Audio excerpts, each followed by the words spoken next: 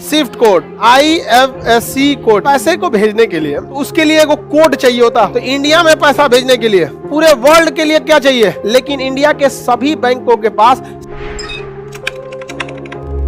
पैसे को भेजने के लिए आपको कहां पैसा भेज रहे हैं, आरबीआई को कुछ इंफॉर्मेशन चाहिए कि नहीं चाहिए? तो जिसमें भेज रहे हैं उसका क्या होना चाहिए? अकाउंट नंबर होना चाहिए। उस किस बैंक में भेज रहे हैं ये पता होना चाहिए। अब इसके अलावे समझिए, एक बड़े शहर में एक के बैंकवा के कई गो शाखा होती है, ब्रांच होती है।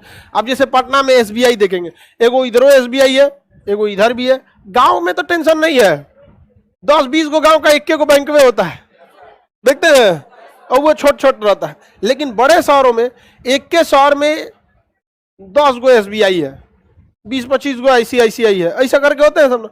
तो बैंक वाला तो पगला जाएगा।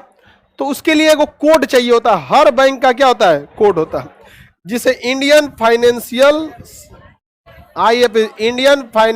Service code, Indian financial service code, IFSC system code, Indian financial system code, IFSC code कितने अक्षर का होता है? 11 अक्षर। शुरुआत के 4 अक्षर बैंक का नाम होता है, लास्ट के अक्षर उस शाखा का कोड होता है। समझ में आ गया कि नहीं आ गया? तो बताइए, भारत में कहीं भी पैसा भेजना है तो क्या लगेगा? IFSC code. लेकिन उसी बैंक के ब्रांच से उसी बैंक में भेजिएगा तो IFSC कोड की जरूरत नहीं है। जैसे चेन्नई से कोई बैठा आदमी SBI से पंजाब के किसी बैंक में SBI में भेजा तो IFSC लगेगा? सीधे ट्रांसफर है, क्योंकि उस बैंक के पास पता ही है कि उसका कहां कहां ब्रांच है, उसको क्या जरूरत है IFSC कोड की। लेकिन अगर SBI से, अब जैसे पटने में SBI से आप एक्सिस में भेजिएगा, मांग लेगा IFSC, कहेगा हमरा तो पता है कि हमारा पटना में कहां कहां ब्रांच है, तो एक्सिस का कहां ब्रांच है हमरा नहीं पता है। तो इंडिया में पैसा भेजने के लिए IFSC, अगर IFSC कोड नहीं है, RBI वापस कर देगा बैच में से।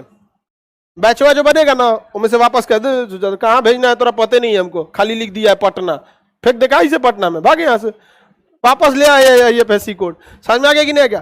तो इंडिया में पैसा भेजने के लिए इंडिया में पैसा जाएगा IFSC कोड। किसी बैंक का IFSC कोड गया, उसमें पैसे नहीं आ सकता है। हाँ दीपा, नेपाल वाला पैसा IFSC पे नहीं आएगा, वो अलग से आएगा आपको। वहां के लिए, नेपाल के लिए स्विफ्ट कोड लगेगा। किसके लिए? Swift code. बताइए, भारत में पैसा भेजना है तो कौन सा कोड? IFSC code. और नहीं तो Swift, society for world wide international financial communication, Swift, SWIF,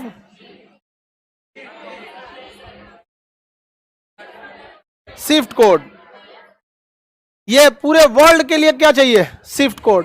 कौन सा code? Swift, society for world wide international fund communication code. ये टेलीकम्युनिकेशन होता है, फंड के लिए फाइनेंशियल टेलीकम्युनिकेशन। ये क्या होता है? टेलीकम्युनिकेशन होता है। ये बस ये बताता है कि इस देश ने इस देश में पैसा भेजा है। स्विफ्ट कोड को पता नहीं होता है कितना भेज रहा है, लेकिन स्विफ्ट कोड ही बताता है कि आपके अकाउंट में पैसा जाएगा कि नहीं। ये सेम किसकी तरह काम करता है? IFSC code. लेकिन अगर 20 इंटरनेशनल पैसा चाहिए तो स्विफ्ट कोड, इंटरनेशनल चाहिए तो स्विफ्ट कोड, और ऐसे इंडिया में चाहिए तो इंडिया के कमोबेश हर ब्रांच के पास अपना क्या है? IFSC। सबके पास है, ये है IFSC कोड। आपके पासबुक पे लिखा होता है और चेक के ऊपर लिखा होता है। लेकिन इंडिया के सभी बैंकों के पास स्विफ्ट कोड नहीं है। स्विफ्ट कोड सारे बैंकों के पास नहीं है, इसलिए सारे बैंक इंटरनेशनल पैसे को रिसीव नहीं कर सकते। अब जैसे हम लोग को इंटरनेशनल जो पैसा आता है, जैसे गूगल दिया, यूट्यूब दिया, या फिर एप्लीकेशन में कोई इस टाइप का हुआ जो इंटरनेशनल आएगा, तो उसके लिए हम लोग को क्या चाहिए? स्विफ्ट कोड चाहिए। विदाउट स्विफ्ट कोड पैसे नहीं देगा। अगर स्विफ्ट कोड कट गया तो हम लोग का पैसा उधर अटक जाएगा। सारा पैसा कहाँ अटक जाएगा? पुर्तगाल नहीं, मैंने विदेश में।